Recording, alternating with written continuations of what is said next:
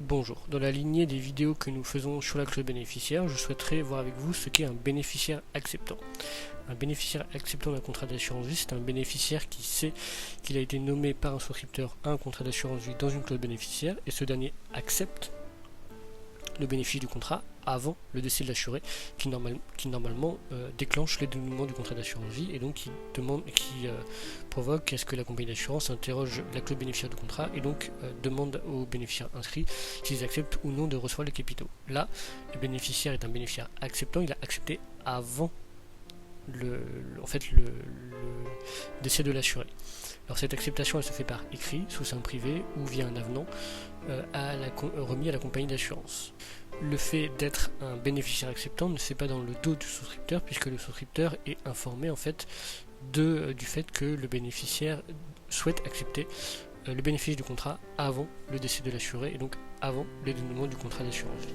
Alors le fait qu'il existe un bénéficiaire acceptant pour le souscripteur, est-ce une bonne chose? Eh bien la réponse est oui et non. Oui dans le sens où il est certain d'avoir en fait quelqu'un qui va percevoir le capital une fois que ce dernier, si c'est un souscripteur assuré, décédera. Ou en tout cas le souscripteur sera sûr que le bénéficiaire acceptant va récupérer les capitaux une fois que l'assuré sera décédé, si le souscripteur et l'assuré sont différents.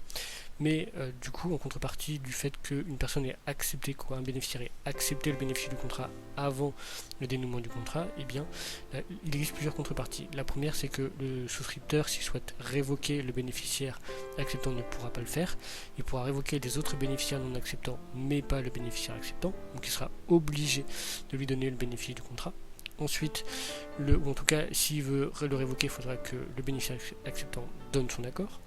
Ensuite, le souscripteur ne pourra pas effectuer de rachat partiel ou total sans accord du bénéficiaire acceptant. Et ensuite, de la même manière, il ne pourra pas demander une avance à la compagnie d'assurance sans accord du bénéficiaire acceptant.